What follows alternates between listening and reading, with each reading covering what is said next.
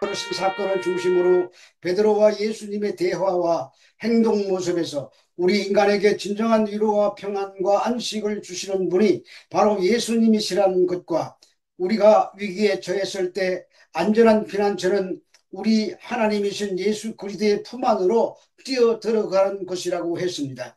실로 우리 주님은 만물의 창조자시며 죄악 가운데 죽어가는 모든 인간들의 구원자가 되시고 참된 안식과 평강을 가져다 주시는 분이십니다.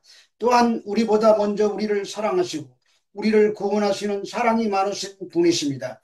그리고 14장 끝부분에 기록되어 있는 34절로 36절을 뛰어넘어서 오늘 본문으로 넘어왔습니다. 마태복음 15장 1절로 2절의 말씀입니다. 그때에 바리새인과 서기관들이 예루살렘으로부터 예수께 나와 이르되 당신의 제자들이 어찌하여 장로들의 전통을 범하나이까? 떡 먹을 때 손을 씻지 아니하나이다. 그때라는 말은 앞에 나오는 14장 끝부분의 말씀과 관련되는 고리입니다.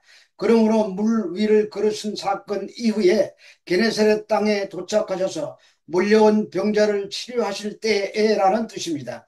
읽지는 않았지만 14장 끝부분에 보면은 예수님께 몰려온 수많은 병자들을 치료하시는 내용이 기록되어 있습니다. 그때 바리새인들과 서기관들이 예수님을 찾아온 것입니다. 그들은 예루살렘의 사내적인 종교회의에서 갈릴리로 파견된 종교조사단으로서 예수님의 모든 행적을 조사하여 고발하려는 자들입니다. 당시 유대 교권주의자들과 예수님 사이의 갈등은 날로 더해가는 상태에 있었고 예수님의 공세의 후반기로 가면 더욱 이러한 갈등은 첨예화되어 갔습니다. 그래서 어떻게 하든지 예수님의 잘못을 찾아내어 고발할 거리를 만들려고 했습니다.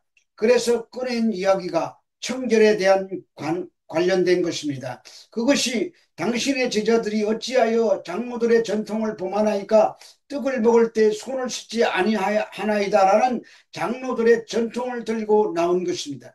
그렇다면 그들의 전통인 청결에 대한 근거가 무엇일까요? 출애굽기 30장 19절로 21절에 보면 아론과 그의 아들들이 그 두멍에서 수족을 씻되 그들이 회막에 들어갈 때 물로 씻어 죽기를 명할 것이요 제단에 가까이 가서 그 직분을 행하여 여호와 앞에 화제를 사를 때에도 그리할지니라. 이와 같이 그들이 수족을 씻어 죽기를 면할지니 이는 그와 그의 자손이 대대로 영원히 지킬 규례니라는 말씀이 있습니다. 이 명령은 제사장 직분을 수행하는 아론의 후손들에게 하나님께서 명령하신 내용입니다. 그런데 이 정결의식은 죽음과 연결되어 있습니다. 그 이유는 이것이 하나님을 만나는 아주 중요한 방식이었기 때문입니다.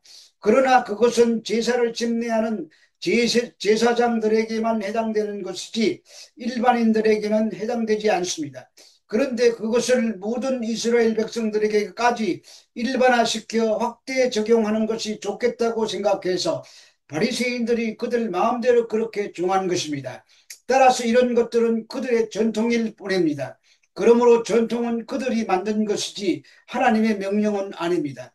그런데 그것이 마치 하나님의 말씀인 것처럼 중요하게 여기며 그것을 통하여 자신들의 의로움을 나타내고 타인을 정죄했다는 것입니다. 그래서 말씀하십니다. 마태복음 15장 3절로 6절의 말씀입니다.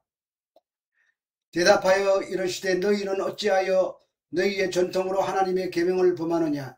하나님이 이르시되 내 부모를 공경하라 하시고 또 아버지나 어머니를 비방하는 자는 반드시 죽임을 당하리라 하셨거늘 너희는 이르되 누구든지 아버지에게나 어머니에게 말하기를 내가 들어 유익하게 할 것이 하나님께 드림이 되었다고 하기만 하면 그 부모를 공경함이 없다 하여 너희의 전통으로 하나님의 말씀을 폐하는도다. 여기서 중요한 말은 너희의 전통으로 하나님의 계명을 범한다는 말씀입니다. 본문에 언급되고 있는 계명은 5에서 10계명까지인데 먼저 내 부모를 공경하라는 5계명을 가지고 예를 드십니다. 당시 바리새인들과 유대인들은 서원법이라는 전통을 지키고 있었습니다.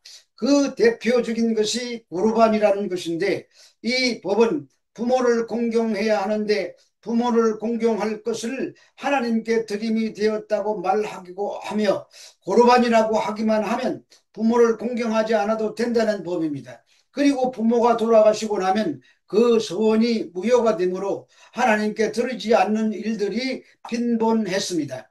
그러면서도 입으로 들어가는 것이 정결해야 한다는 그들의 전통을 가지고 정결법을 지키지 아니했다고 예수님과 그의 제자들의 행동을 질책하는 것입니다. 그러자 예수님께서 하나님께서 주신 부모를 공경하라는 하나님의 계명조차 지키지 않으면서 그들이 전통을 주장하는 것은 잘못된 것이라고 지적하십니다. 따라서 입으로 들어가는 것을 정결케 하기 위하여 손을 씻지 않는 것은 잘못된 것이 아니고 전통으로 하나님의 계명을 범하는 너희들이 잘못되었다고 지적하시는 것입니다. 마태복음 15장 7절로 9절의 말씀입니다. 외식하는 자들아, 이사야가 너희에게 관하여 잘 예언하였도다. 일러서되 이 백성이 입술로는 나를 공경하되 마음은 내게서 멀도다. 사람의 계명으로 교훈을 삼아 가르치니 나를 헛되이 경배하는도다 하였느니라 하시고, 이사야 29장 13절을 인용하여 주께서 이르시되 이 백성이 입으로는 나를 가까이하며 입술로는 나를 공경하나 그들의 마음은 내게서 멀리 떠났나니 그들이 나를 경외함은 사람의 계명으로 가르침을 받았을 뿐이라고 하십니다.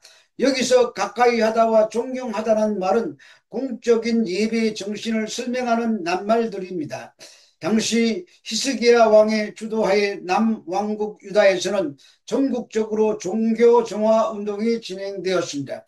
그 결과 이교도 관행들과 우상들이 척결되었고 모세 때 고유한 예배의식이 되살아났습니다.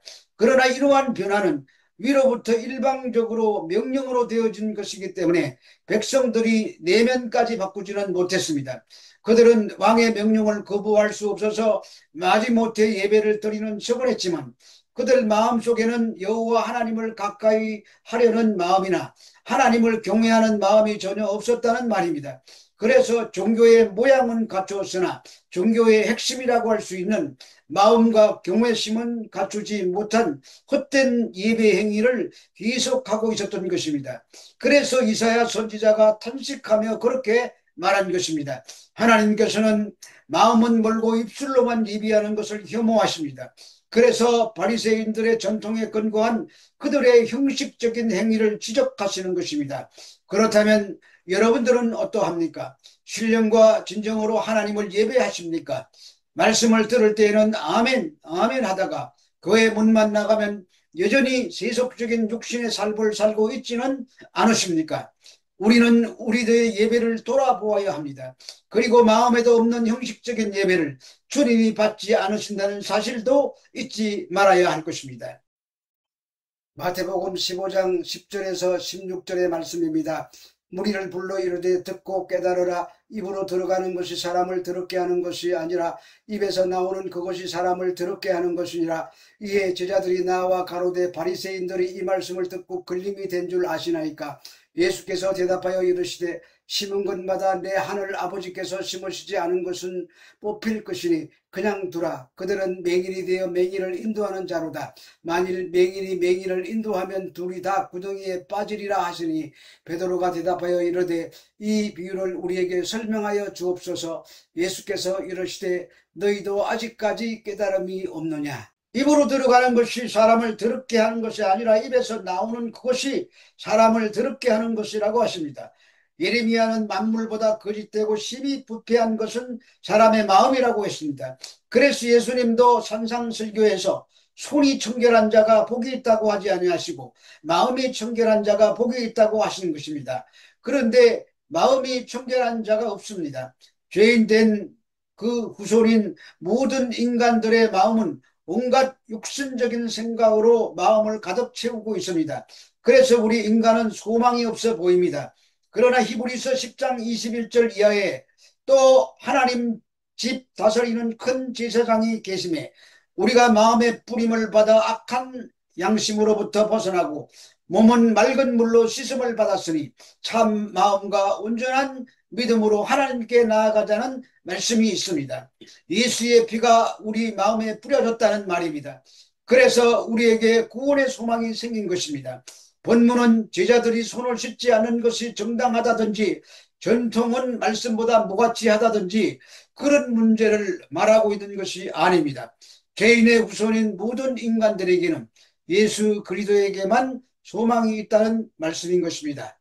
그러나 제자들은 주님의 그 말씀으로 바리새인들이 이 말씀을 듣고 걸림이 되었다고 엉뚱한 소리를 합니다. 종교 지도자들이 분노해서 돌아갔다는 말입니다.